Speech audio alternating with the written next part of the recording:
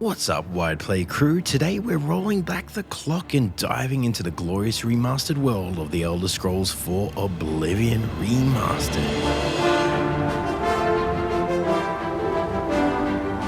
This time, we have ultra-wide monitors front and center. If you're rocking a 21x9 or 32x9 display, buckle up because Cyrodiil just got a hell of a lot wider. Originally released in 2006, Oblivion was a groundbreaking open-world RPG for its time. Now, thanks to the remastered overhaul, it's back with updated visuals, smoother performance, well, if you have a beast machine, and mostly important to us, the native ultra-wide support. This review focuses on how well this classic holds up on an ultra-wide setup and whether the wider FOV truly adds to the experience. Preserve us. Let's get this out of the way. Oblivion Remastered is stunning in ultra-wide. Whether you're playing on a 21x9 or pushing the envelope with a 32x9 beast like my Samsung G9, running this game at 7680x2160, then the game instantly feels more cinematic and immersive. The panoramic field of view makes the rolling hills of Cyrodiil look like a fantasy oil painting brought to life. Sunsets hit harder, dungeons feel more oppressive, and the open fields vast in a way that a 16:9 screen just can't convey. Better yet, the game handles the extra screen space like a champ. Camera movement is smooth and sweeping, and there's zero fisheye distortion or stretch geometry at the edges, unless a character is quite close.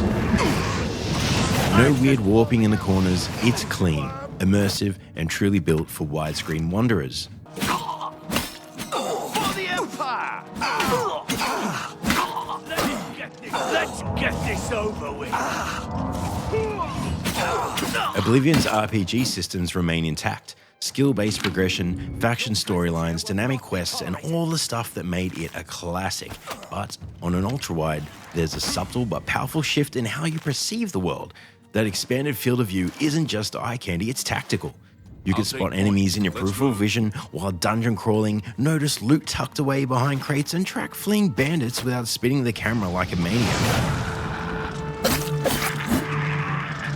The new remaster engine makes the game feel less clunky, faster, and smooth. Fights feel more grounded, and range combat, especially magic, gets a strategic boost because you're simply seeing more of the battlefield. On horseback, the ultra-wide view adds real momentum. Galloping through the wilderness feels like riding through a scene in a high fantasy epic. You're no longer looking at the world through a window, you're actually in it. Exploration is also dramatically enhanced. The game's open world is designed to draw your eye to landmarks and terrain. On an ultra-wide, those design cues shine. It becomes more natural to navigate without the compass, using mountain silhouettes or city towers in the distance. Visually, Oblivion Remastered delivers a fresh coat of paint without rewriting the game's identity. The updated lighting system, sharper textures, and new character models all pop up ultra-wide displays. You get the nostalgic charm, but with enough modern upgrades to feel like a worthy remaster, not just a reshade mod slapped on top. Performance-wise, smooth. On a 21x9 and 32x9 display, I saw no dips. Even when running max settings and enhanced lighting and high-density NPC areas, I could probably thank the DLSS 5 for this from NVIDIA. There was no screen tearing, no stutters, just silky frames from dungeons to mountaintops. It's obvious that the devs paid attention to ultra-wide optimization here. That alone deserves praise. Then pay with your blood. Show me what you've got.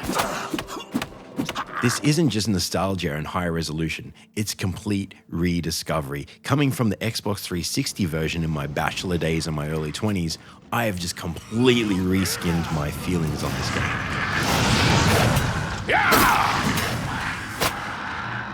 My rig has a 32x9 Samsung G9 at a native resolution of 7680x2160 with no tweaks or third-party mods, just the raw remaster. And guess what?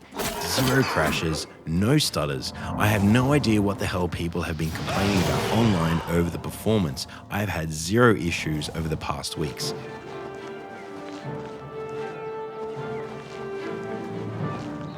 The frame pacing was consistent across long play sessions, even in combat-heavy areas like Kvatch or Oblivion games.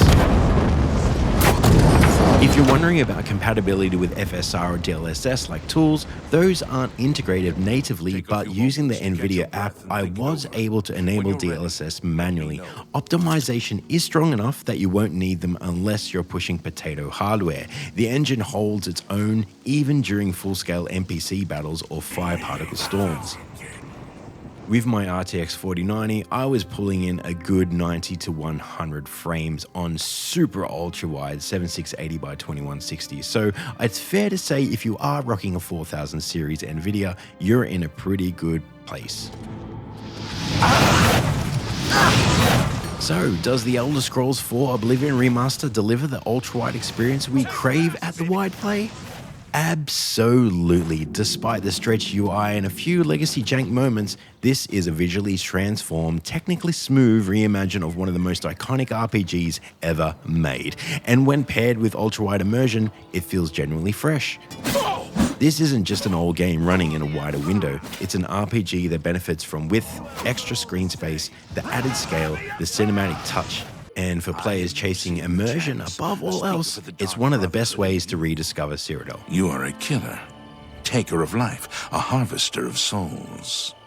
Your work, your deathcraft, pleases the Night Mother. And so, I come to you with an offering, an opportunity to join our rather unique family.